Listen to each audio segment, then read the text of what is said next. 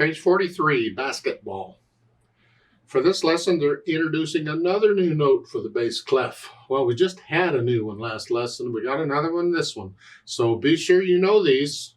We have a lot more notes to add, so hang in there. This is the note E in the bass clef, and it is in the next to the top space.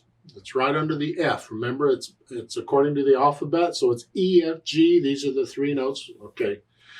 So the top space, the E, is right under it, this one. And you already know, I hope, that key on the piano is an E. You should know the names of the keys on the piano by now. And so that's what we get. What finger you use, that depends on the music. You could use any finger to play it, but that's an E. It's up to you to know that. From now on, when you see that in the bass clef, look in basketball. On the bottom staff, in the second measure, you see the first note? That's your E. You just know that's an E. And you know it's this key on the piano, below middle C. It's right below the F. And that's our note. Okay. Let's look at this basketball thing and see what it's doing. I look it over, it's a line long.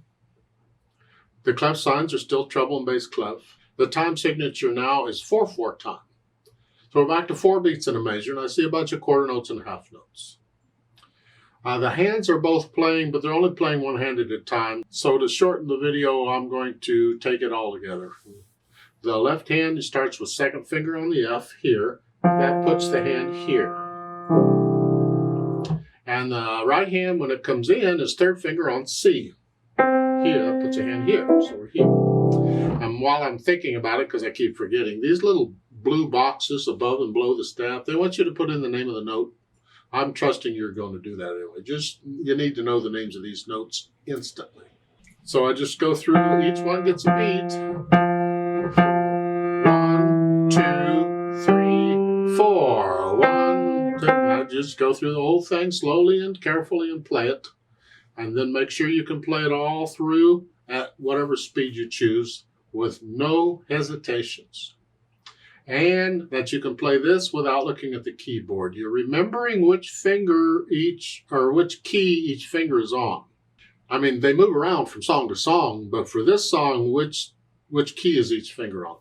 And then I add the speed, cheerfully again. That's a mood again. So be cheerful in how fast you're going to go. Don't be cheerfully too fast, just cheerfully.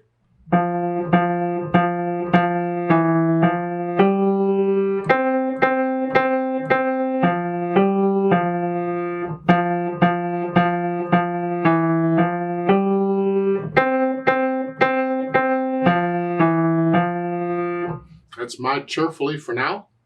Give me a few cups of coffee or a glass of wine and that will change. I play it as I feel it. That's what I encourage people to do. Feel the music. Remember the natural accents. 1, 2, 3, 4. So first and third. If you don't feel them, then exaggerate them at first. I'm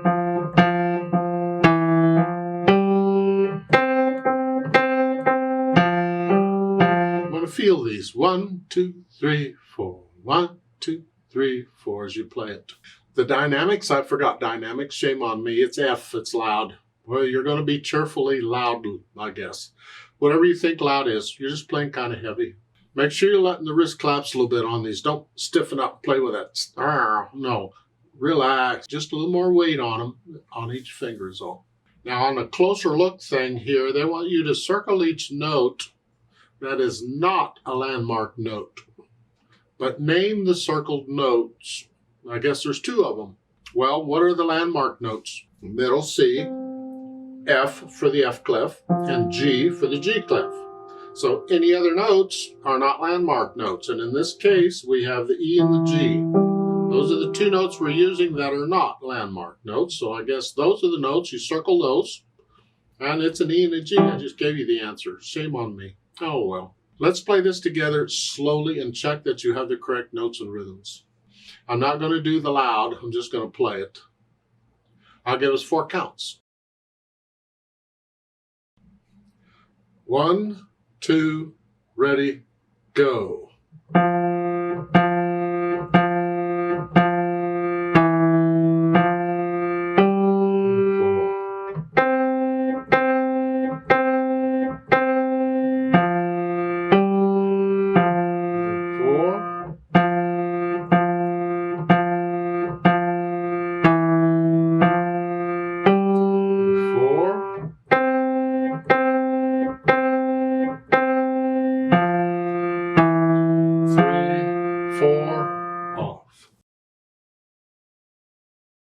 the duet at the bottom, I'd like to do that. You play what you just played, but I need you to go up an octave again. So just pretend that middle C on the piano, instead of here, it's up here. So instead of here, you're up here. Up in here. I'm going to speed it up to a little closer to cheerfully here, and I'll give us 4 counts. 1, 2, ready, go.